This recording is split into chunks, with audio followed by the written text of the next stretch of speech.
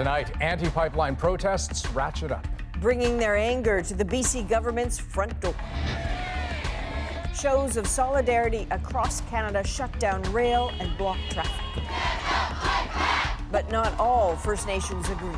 I'm good. So happy. Hear from the Canadian family thrilled to be in quarantine. Another royal split. The Queen's grandson and his Canadian wife separate.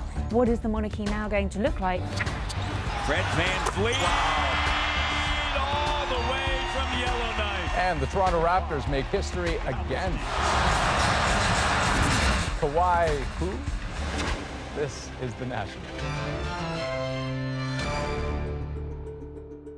What started as a dispute over a natural gas pipeline in remote northern BC has erupted into protests across the country. And they're having a serious impact, blocking trains, transit, and even the doors of the BC legislature. All in support of the Wet'suwet'en hereditary chiefs who want the project stopped.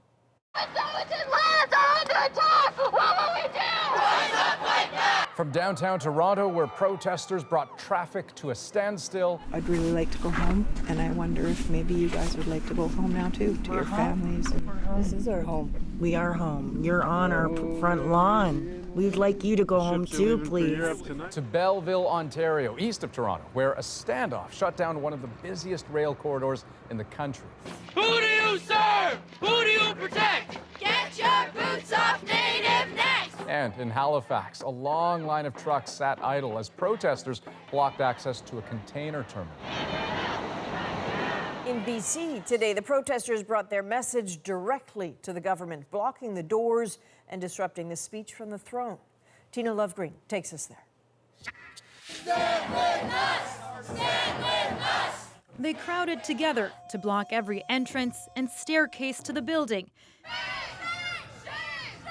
Ministers were turned away or forced to wiggle their way with the help of police. Everyone recognizes the importance and the right of a protest and a lawful protest, but when the very institutions of democracy are challenged in this way, I think it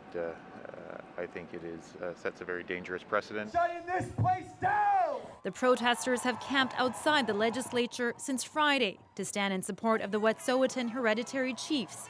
But despite loud voices of opposition, there are 20 elected chiefs along the pipeline route who support the project, including most elected band councils. I support the project, and there's lots of other Wet'suwet'ens that support the project, lots of community members, but they're afraid to voice their support or show their support because of ostracization. But still, more disruptions. In New Hazelton, CN trains haven't budged since Thursday. With our Wet'suwet'en brothers. And a small group of young people in Bella Bella chained themselves to police cruisers. No peace, no justice. In Vancouver, this busy intersection blocked in all directions. This is bullshit! Some had little patience left. But after some delay, the throne speech was delivered, including a promise that reconciliation remains a top priority. It is a matter of rights and justice. It's a journey we are on together. But those on the streets see it differently. There is no reconciliation. The only way this is going to end is the RCMP leave with students. Officers haven't left Wet'suwet'en, but the road is now clear. And Coastal GasLink says work will resume next week. Tina Lovegreen, CBC News, Vancouver. Now, the canceled trains, the delayed shipments, they could all have a big cost. Already, we're hearing tonight that VIA is scrapping all service around the blockade until Thursday. Peter Armstrong tells us what that could mean. The hassle and annoyance of a canceled train have a sort of cascading effect, landing many in bus stations hoping for alternative arrangements. Got the email last night or the text last night that the train had been canceled, so last minute plans, got on a bus at 7 a.m. Just don't have the money to afford a $500 flight right now. More than 157 VIA trains have been canceled along some of its busiest routes between Toronto, Montreal, and Ottawa, stranding more than 24,000 passengers. And the inconvenience of extra time in line is just the tip of the iceberg. 70% of freight shipped by ground in this country is moved by rail. Half of Canadian exports go by rail, so any disruption would be felt right across the country. The CN and CP and other rail lines in this country that may be blockaded transport an enormous amount of goods. Let me say, in a very general way, over $300 billion worth a year.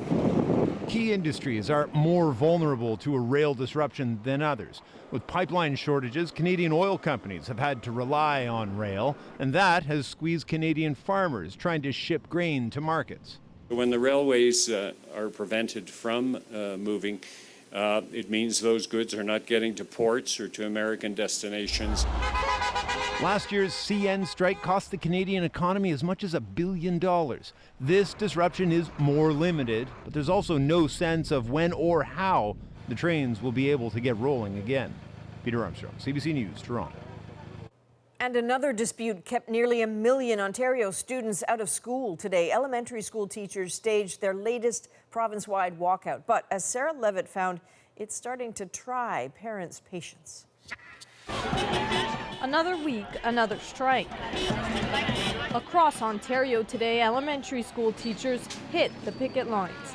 This is the second province-wide strike for elementary schools in as many weeks. Add to that ongoing rotating strikes. So far, the teachers have had a lot of support, but for some, that's starting to change. They're using kids as leverage at this point, and it's harming them. Gregory Groves works from home. That means strike days are almost a write-off, while his 6-year-old son, Brendan, is home.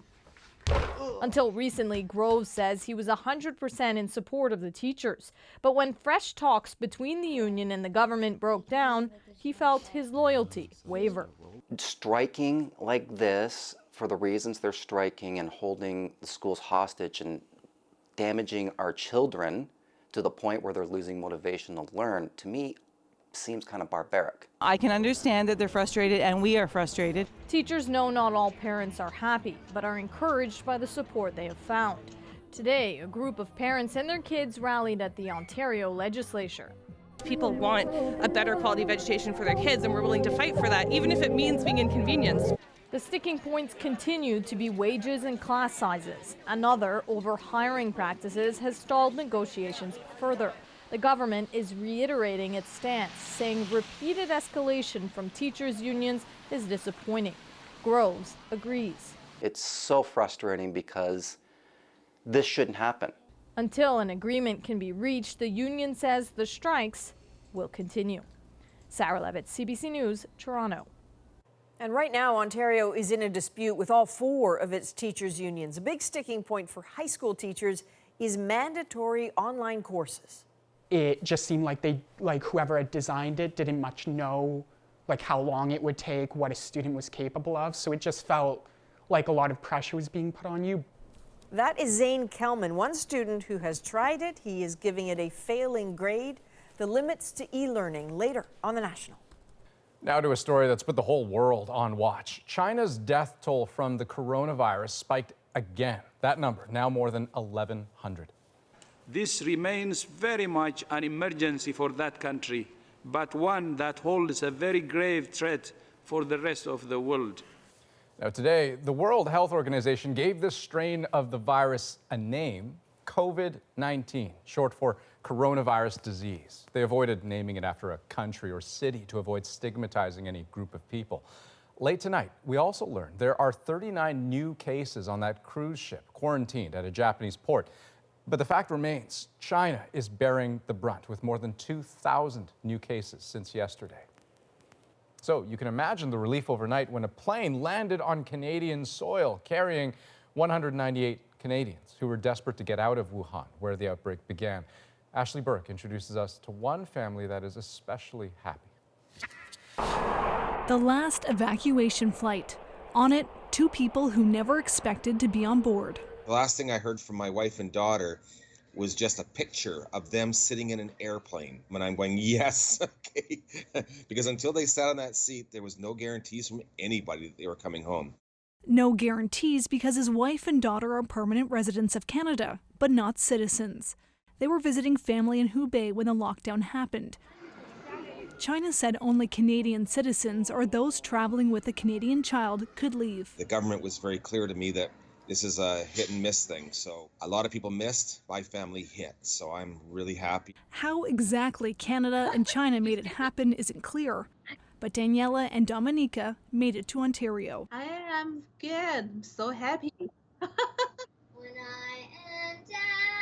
So happy, Dominica's been singing as a thank you to everyone who helped her, from flight crew to Red Cross workers at CFB Trenton. First meal. They'll spend the next 2 weeks under quarantine with hundreds of other evacuees. Canada says it's out of an abundance of caution. We decided to take this prudent approach so that we could actually ensure that those people coming from where the epicenter of the illness is are monitored carefully for symptoms. They just like knock on the door and they just like take our temperature, like ask us if we're feeling all right. 5 days into quarantine, and Miriam LaRouche says she isn't going stir crazy yet. Because we're not able to go outside, but it's kind of weird like being locked in a room. But I know it's for like everybody's safety, and I know I'll be out in 9 days now, so it's okay. So far, these two are settling in just fine. She wanted to stay here 1 month, just the 14 days. But Gisborne is counting down the days until his family comes home at last. Hello, how are you? Ashley Burke, CBC News, Ottawa. So 9 more days of quarantine for the first plane load of Canadians. But in California today, 198 people were finally free. To see them celebrate, throw their masks in the air, and to be able to hug everyone and take lots of selfies. It was really exciting. Most of them are U.S. State Department employees and their families. Officials stressed there's zero chance any are infected and warned against revealing their identities. Tonight, New Hampshire is finally doing for the U.S. presidential race what Iowa was supposed to do last week, shortening that long list of Democratic candidates vying to take on Donald Trump in the fall. This is the state's primary day, and it's where Paul Hunter is, right in the media center. So, Paul, looking at the numbers tonight, the candidates at the top really are not a huge surprise. Indeed. The New Hampshire universe is unfolding as expected. It's all about who's up, who's down in this state tonight. Bernie Sanders is up, Joe Biden is down. We can talk a bit more about that in a moment. But first, let's talk about voters. I spent some time at polling stations today talking to a lot of voters out casting their ballots. We watched them vote. We talked to them about who they voted for, but more to the point, what they're thinking about for November. Here's a look. Thanks for coming out. The stakes are high, the process straightforward. Get the paperwork done, pick up your ballot, head into a booth, make your mark, and drop it in. How did you vote? Democrat. And who? Bernie Sanders. Why? I just like his beliefs and ideals. Just felt like he's the right one. What about November? I'll be voting Democrat again, so honestly, whoever can beat Trump. We heard a lot of that. Democrats who have their favorites, but for whom, in the end, that almost doesn't matter. All that does, they told us, just getting Trump out of office. There's like no other issue. I just don't like him. Yes, it comes from Democrats, but from those who voted today, it's undeniable. As a person, he's morally corrupt. And as a president? You know, he's done a few good things, so. But you just want him out? Just want him out. But although Democrats are getting the attention, even those already deemed on the wane, make no mistake. Republican voters in New Hampshire turned out today as well. Their nominee is a certainty. Their vote, a reminder that whoever Democrats choose, there's a battle ahead. We voted for Trump. Why? Because we love him. We like him. We trust him. He's doing great things. So tonight, it seems Andrew Yang, Michael Bennett have dropped out of the race. But for the rest of the candidates, who are the big winners and losers in all this so far, Paul? Yeah, let's just pick some of the names. I mean, Bernie Sanders. His margin could have been bigger, I suppose, but he did what he needed to do. He's come out on top. No surprise in a sense, but that's what he needed to do. He did it. But here's the surprise of the night. Amy Klobuchar. Klobucharge, they're calling her now. She had a very strong night. Big night for Amy Klobuchar. Third place, that's a big surprise. Joe Biden, 5th spot. Not good for Joe Biden, down in the single digits. He said he wouldn't do well in New Hampshire. He was right. Let's talk about one more name, not on the ballot tonight, Mike Bloomberg. He's not on the ballot until March 3rd, Super Tuesday. The conversation all of a sudden, as the Democrat field winnows down a little bit, as it is tonight, increasingly will be about Mike Bloomberg. He remains, Adrian, the X factor. All right, Paul, thanks very much. All 4 prosecutors have quit the high-profile case of Donald Trump ally Roger Stone today after an extraordinary move by the U.S. Justice Department. A week before Stone is due to be sentenced on charges including lying to Congress and witness tampering, the Justice Department announced it is seeking a shorter prison sentence than the original 7 to 9 years. That news came just hours after Trump complained on Twitter about the heft of the sentence. So that is raising new questions about political interference. Trump denies interfering. I stay out of things to a degree that people wouldn't believe, but I didn't speak to him. I thought the recommendation was ridiculous. I thought the whole prosecution was ridiculous.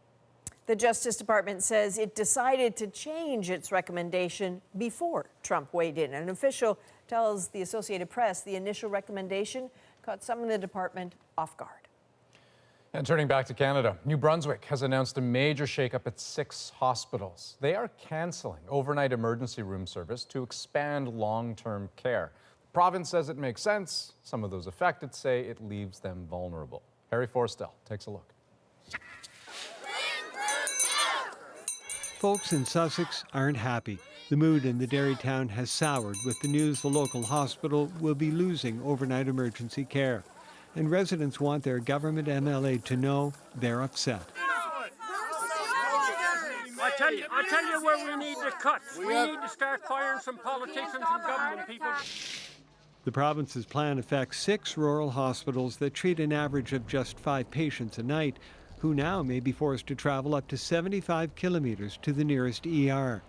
The 6 hospitals will also lose their acute care status and become chronic care centers instead. At each of these facilities, the emergency departments will change from offering 24-hour service, 7 days a week, to operating 8 a.m. till midnight. Health Minister Ted Fleming says it's all about adapting to changing demands.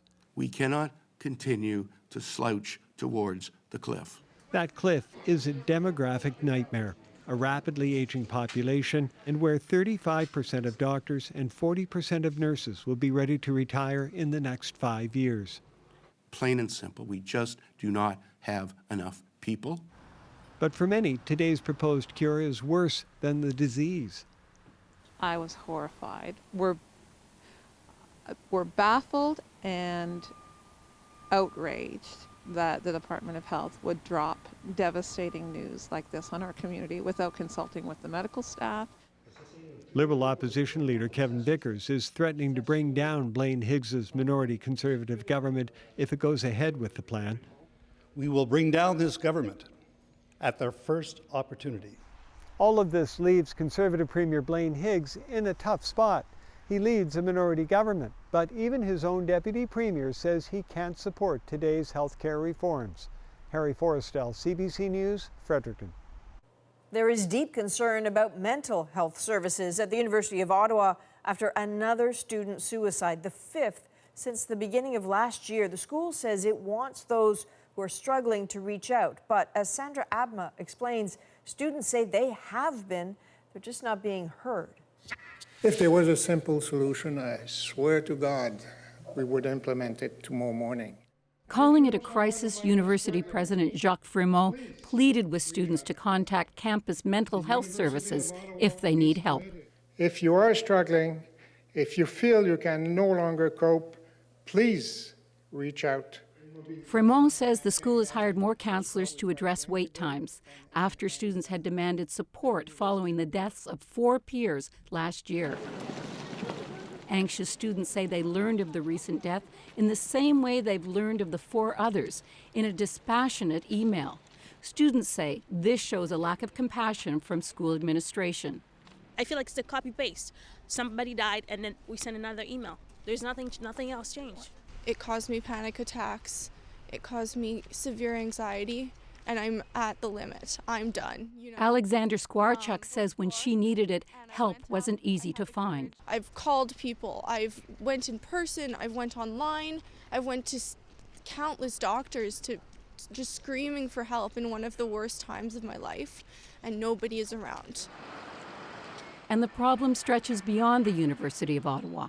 The University of Toronto lost 4 students in 2 years to suicide. It's definitely widespread. It's definitely a crisis, and it is something that students and the Canadian Federation of Students is asking and demanding to be addressed now. This third-year Ottawa geology student says the university is still not doing enough and started a petition calling for more improvements. They want to see something done. They don't want people to keep suffering and to keep feeling this way, and nobody should fight it alone, and we all want change. We all need these resources. So far, 28,000 signatures and counting. Sandra Abma, CBC News, Ottawa. Well, all this week on The National, we're having a conversation about mental health. More men die by suicide than women in Canada. I didn't even really realize that I was trying to man up or trying to be tough. Tonight, a story of survival and one man's determination to help others get the help they need. First, though, a royal show of solidarity. After news, the Queen's grandson is divorcing his Canadian wife. Fred Van Vliet. Wow. And a slam dunk for Canadian history. The Raptors defy the odds again. Are we kind of at a Kawhi Leonard who moment now? We're back in 2.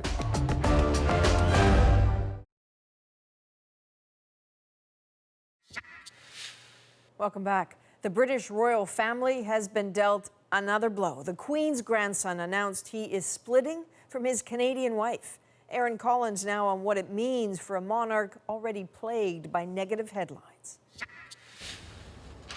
Splashed across London's tabloids, news that another royal couple won't be living happily ever after. This time, it's the Queen's eldest grandson and his Canadian wife who've split. Peter Phillips, the son of Princess Anne, married Autumn Kelly in 2008. The two met in Kelly's hometown of Montreal, but there were early signs that adjusting to a royal life wasn't easy, apparent in this CBC interview from 2016. It's taken some time.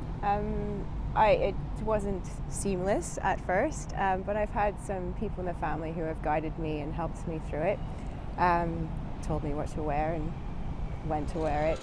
But the Phillips life isn't entirely regal. As non-working royals, they pay their own way. Peter Phillips. A fact that had Peter hawking milk on Chinese TV. This is what I drink. The couple has confirmed the split, asking for privacy for themselves and their 2 daughters. For the Queen, this is about more than the divorce of her grandson, 15th in line for the throne. It also adds to the growing sense that the royal family is fraying at the edges. This is, after all, just the latest news to take some of the sheen off the royals. In January, Prince Harry and his wife Meghan Markle decided they wanted out, choosing to step away from their royal duties and live part-time in Canada. Prince Andrew has also stepped away from public life, sullied by his friendship with convicted sex offender Jeffrey Epstein. Now this, and royal watchers say none of it helps the royal brand. It's forcing the institution to look at itself, to reassess its future. What is the monarchy now going to look like now that we're 3 senior royals down?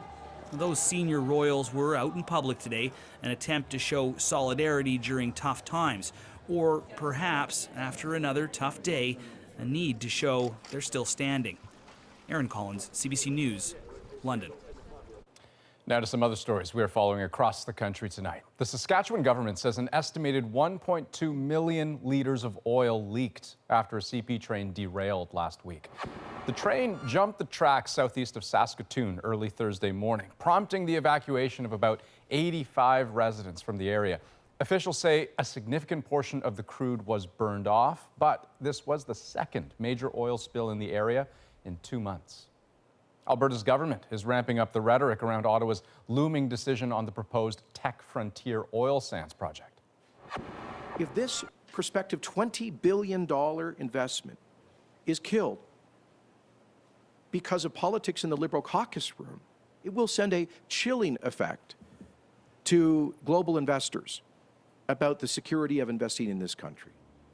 Premier Jason Kenney says there's no reason to justify denying the massive proposed oil sands project north of Fort McMurray. The federal cabinet has until the end of the month to make a decision.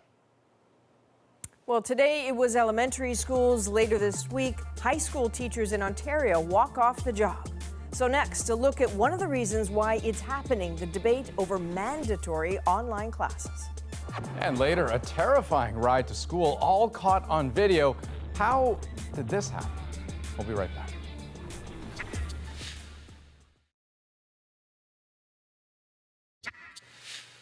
Back now to the labor dispute that is keeping Ontario students out of class. One of the issues in the province's dispute with high school teachers is mandatory e-learning. It will start this fall for those entering grade 9. Deanna Sumanek-Johnson spoke with a student who tried it and found it did not make the grade. Last semester in my computer programming course. Living in a small town near Kingston, Ontario, Zane Kalman was initially excited about e-learning. Online courses gave him access to subjects not offered in his small high school, like writer's craft or computer coding. The reality was different. Workloads, I think, that were really unfair, and teachers that didn't really understand the course material, so they weren't much help when you tried to communicate with them. I'm getting this email from your teacher. Zane's mom, Angela, worries what will happen to her 3 younger sons when e-learning becomes compulsory this fall. She says it will mean hours-long access to computers that students might not have. We do have a computer at home, but it's certainly not dedicated to his use. And internet service is an issue. We have limited bandwidth where we live. It's expensive. Important links are on the side, the exam. Toronto teacher Behan Farhadi has studied the effects of e-learning on students for her PhD. I would say for the average student who really benefits from having a teacher ask them a question about their learning, recognize and ask and getting the data from their answer, and then filling the gaps in their knowledge. Like, that takes a specialist. While compulsory e-learning experiment has never been done in Canada before, 5 U.S. states have some e-learning requirements with varying results. What makes a difference, says this expert, is whether it's properly funded. There are good e-learning environments and good e-learning teachers. The key is essentially how we design, deliver, and support the instruction, regardless of the environment. A spokesperson for Education Minister Stephen Lecce told CBC News, "We are proceeding with developing and implementing a Made in Ontario program that will ensure student flexibility, technological literacy, and a vast selection of courses." What that means for Ontario families like the Kalmans is still unclear. For now, they're walking towards the future of learning that is full of promises and big unknowns. Deanna Sumanek-Johnson, CBC News, Toronto. And next on The National, the power of opening up about mental health.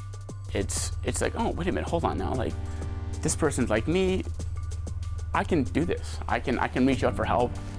You'll meet one man who used his own struggle and story of survival to encourage others to speak up. And later, a new twist in the case against Jussie Smollett, the actor accused of faking a hate crime. We're back after this.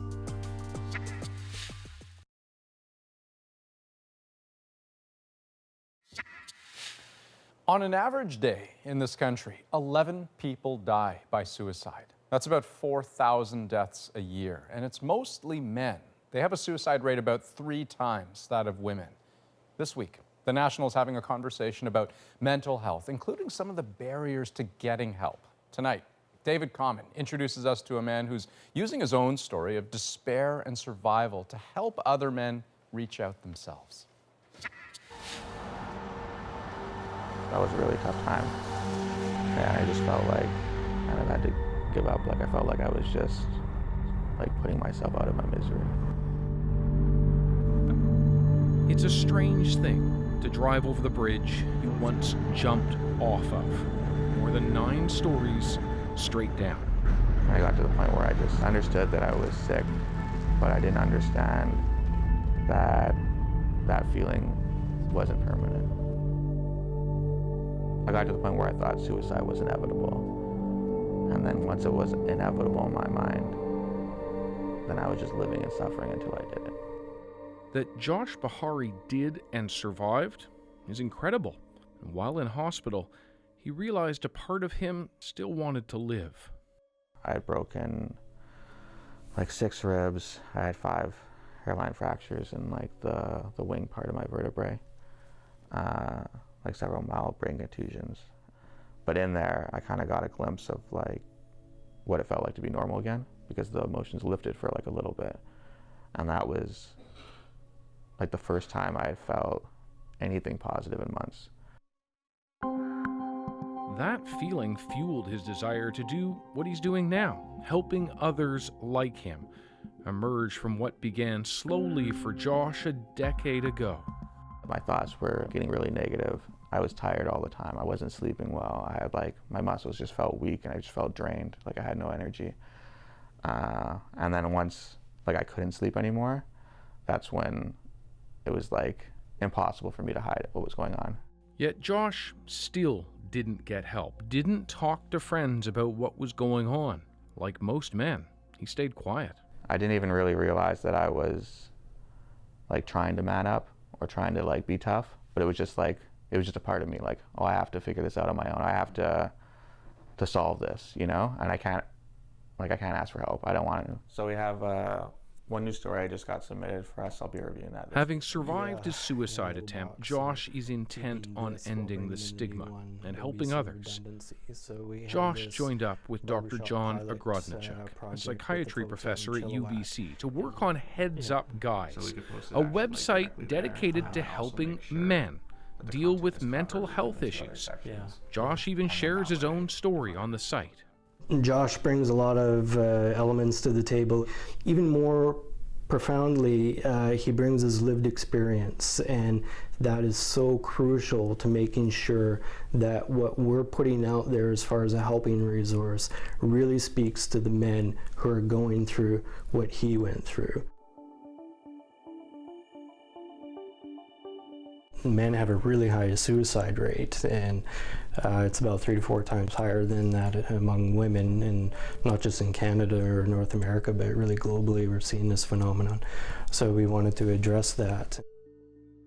Although men die by suicide at a higher rate, when it comes to seeking help, they're much lower.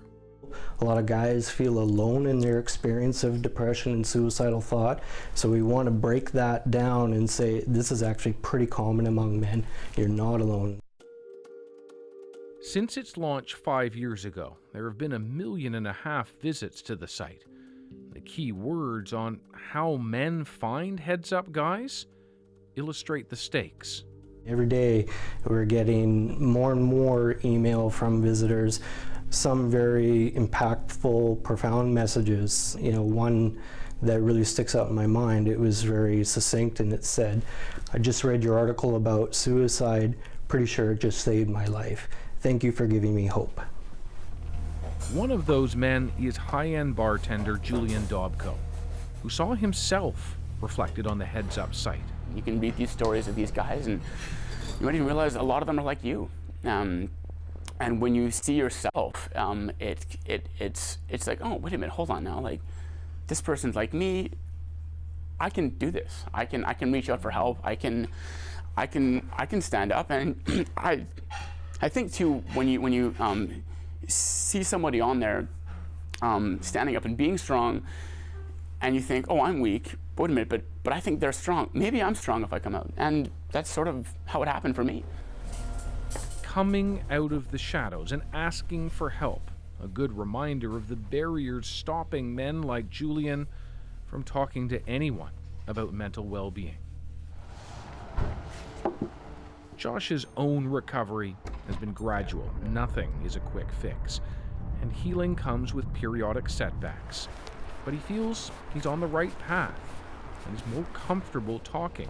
He wants all men to feel that same openness. The main thing that I want guys to know, there's no like point where it's just like there's no turning back, you know? Like I got to the point where I thought there was no turning back, and somehow I'm still here and I'm doing better.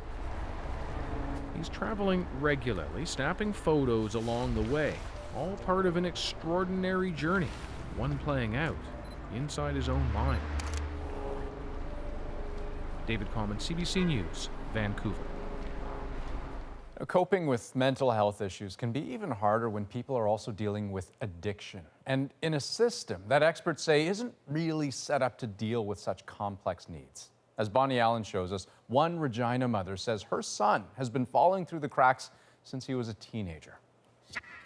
It's terrifying as a mother because you love your kid so much. Pam Sanderson is so worried about her son, she's flying from Regina to Victoria.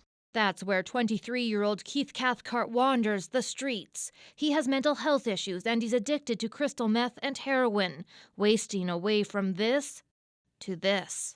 I get those phone calls in the middle of the night where he's terrified. He's outside, he's freezing. She's scared for her son's safety and the safety of others. I think, what if he hurts somebody? And I've done everything in my power to try and bring attention to the fact that he needs help. He would cuddle with me, and I mean, he's just such a sweetheart. Cathcart was born extremely premature with a cognitive disability. As a teen, he got into fights and spiraled into a life of drugs. He was in and out of jail and treatment. Mental health issues escalated. Cathcart would frequently slide into a psychosis. He has hurt me on several occasions, threw a knife at me and it hit the wall, thank God. Punched me in the face when I was driving down the highway. Studies show as many as half of people who experience a mental illness also have an addiction, and as many as 3/4 of people in drug treatment facilities also have a mental disorder. Finding a way to care for them is both challenging and controversial. A certain number of them should be institutionalized for their own protection and their safety. This comes from a place of compassion. It's not a desire to see people locked away and forgotten about. They want independent living, but they also need some supports in daily living. This therapist says mental institutions, hospitals, and jails are not the answer. I think we have to think outside the box. We have to be creative around this is a very high needs and very highly vulnerable population that is not getting service. Sanderson planned her trip to Victoria with high expectations, hoping to arrange supportive housing and services for her son. But she doesn't even get to see him. Cathcart punched a worker at a youth shelter before she arrived and landed back in jail. And another surprise, there's a no-contact order from 2018 that prohibits Cathcart from even seeing his mother. It's from the last time he assaulted her, but she wants to see him. I went in there, they shut me down. It hurts. He's still my son, no matter what he does, and no matter how sick he is. Now they can't even talk on the phone. Sanderson heads home, feeling helpless. Bonnie Allen, CBC News, Regina. Now, if you are concerned about your own mental health or someone else's, you should know that help is available. You can call or text Crisis Services Canada and Kids Help Phone, or visit them online. All right, time for a quick break, but when we come back. The takeaway over the shoulder, Hollis Jefferson. There they go, the Raptors defy the odds and the skeptics to make history again. And that's with some of their best on the sidelines.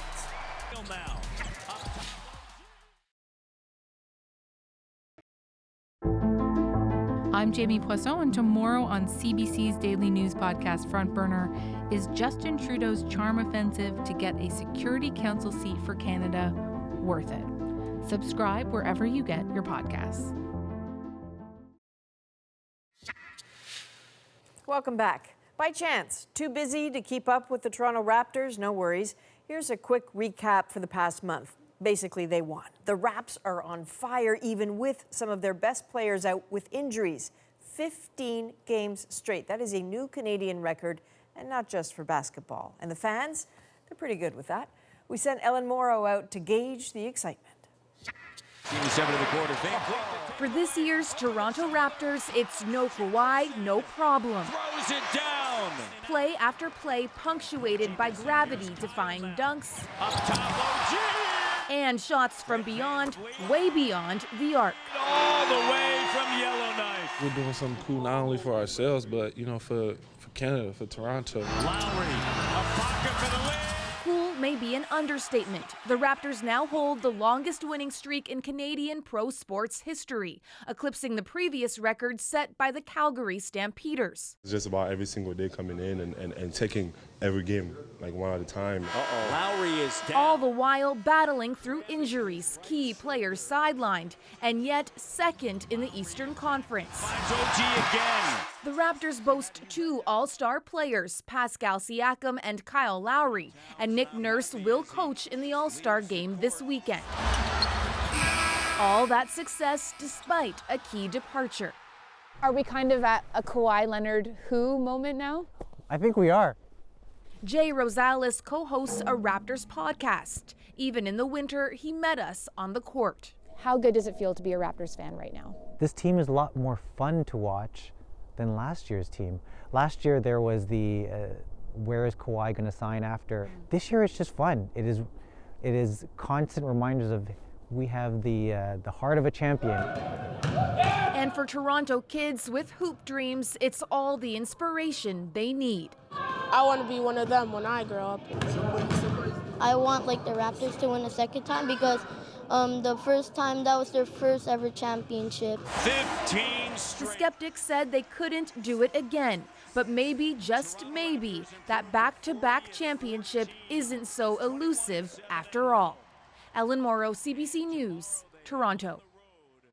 We're following several other stories tonight, including charges laid against American actor Jussie Smollett.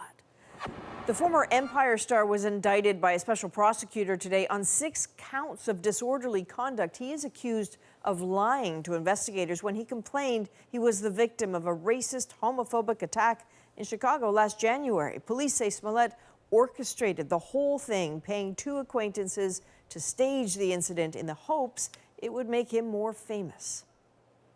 And dramatic video just released by Ohio police shows a school bus crash from the inside. Now, warning, this could be a bit hard to watch, but it's important to know none of the injuries on the bus were life-threatening.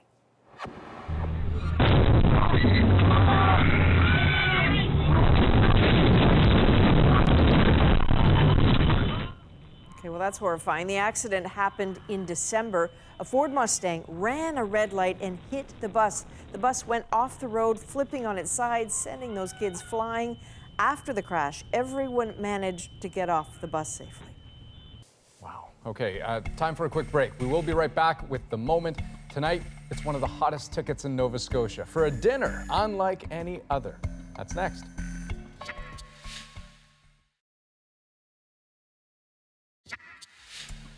Well, these folks are not having a picnic on the beach. They are dining on the ocean floor in Nova Scotia, on the bottom of Cobequid Bay. Now, foodies flock there from all over the world, hoping to experience eating at the site of the world's highest tides. But only a handful of tickets are available, and this year they sold out in just 2 minutes. That's our moment. It's a 6-hour experience, and it really is about showcasing the park and the world's highest tides. We serve a 3-course dinner down on the ocean floor. We only have 100 seats, so it's very limited, in terms of how many seats we can offer. All of our bookings are done in over the phone by a person. We don't do anything online, and we purposely choose to do it that way so that we have a personal connection with our guests. The phone wasn't ringing. And I thought, okay, this is really weird. It was because the phone lines were jammed. So we waited until the second minute to 10:02 to check the voicemail. She said there's 87 voicemails. We had hundreds of calls, and we make it a guarantee that we will call everyone back. 87% of the bookings we took this year are first-time visitors to Nova Scotia. It's about showcasing local food, and we do local even on the ocean floor. And so what does an experience like that cost, you might ask? Well, apparently the first year they charged $300 a couple. They didn't really turn much of a profit, so they jacked up the price to $1,300 a couple this year. They still don't think that's high enough, given demand, how quickly they sold it. Well, lucky them. So we checked to see, 2 minutes, that's really fast. How long does it normally take to sell out? Normally takes a week to sell out, so 2 minutes is incredible. But I maybe it's because I'm tired or hungry. I would like to be there now, if that's all right. You can try to make that happen. We can. That is a national for February 11th. Good night. Good night.